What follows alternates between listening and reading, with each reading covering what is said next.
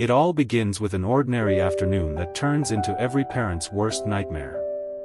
An 8-year-old girl leaves school like she does every day, but this time she never makes it home. When her father gets the call, his ex-wife crying, the bus driver confused, and the street empty, something inside him freezes. This isn't just fear, it's a cold, focused rage. He's not just a father, he's the president of a motorcycle club known for loyalty, power, and the kind of reputation that keeps trouble far away. But now trouble has crossed the line. Within minutes, engines roar across the city as dozens of bikers rush toward the scene. The father breaks every traffic rule, his mind racing faster than his bike. Then he sees it, his daughter's small backpack lying in the bushes.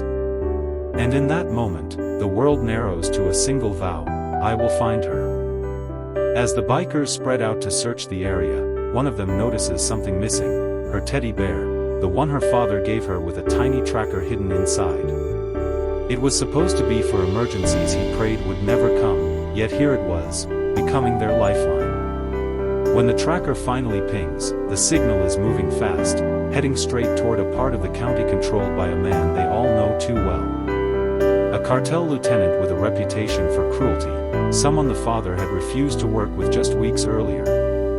Suddenly everything makes sense. This wasn't random. This was revenge. And that realization shifts the entire mood, from fear to fury. The father calls the cartel boss directly, his voice steady but dangerous, demanding to know where his daughter is.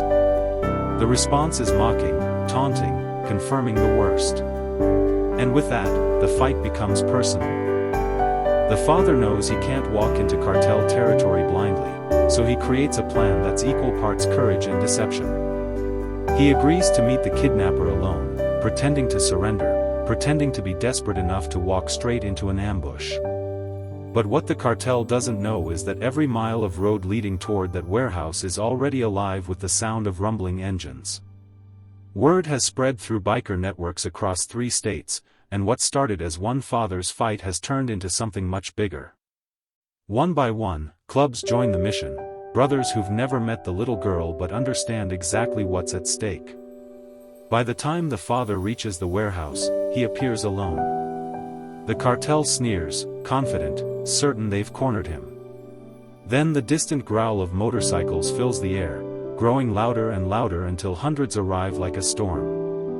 And suddenly, the cartel realizes they're the ones trapped. While the cartel focuses on their planned ambush at the warehouse, the real mission is already unfolding somewhere else.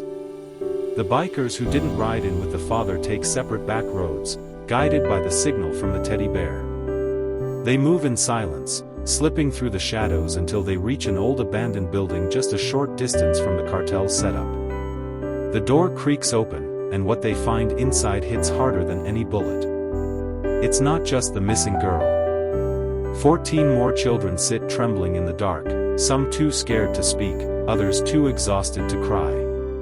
The room smells of fear, of nights spent praying someone would come. And then, for the first time in days, they see hope, big leather-clad men kneeling down to whisper, "You're safe now." One of the bikers gently lifts the missing girl into his arms, and her small hand grips his jacket like a lifeline. In that moment, the rescue becomes a mission of the heart. As the rescued children are rushed out to safety, the father's focus narrows to one man, the cartel leader who dared to touch his daughter.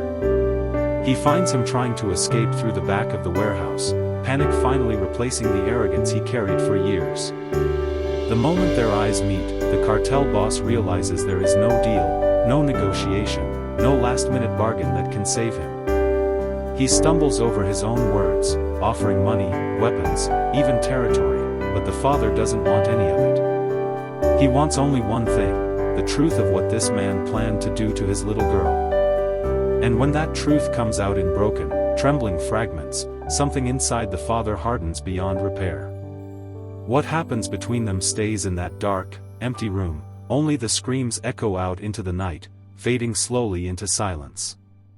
When the father steps back outside, justice has already been delivered. In the weeks that follow, something shifts inside the entire motorcycle club. Saving those children wasn't just a mission, they felt it in their bones, a sense of responsibility that didn't fade once the danger passed. The men who once lived for the thrill of the ride now found themselves checking on families, patrolling neighborhoods, and keeping an eye on the places where kids walked home from school. Word spread quickly that the Steel Demons weren't just bikers anymore, they were protectors, the kind who showed up long before a siren ever sounded.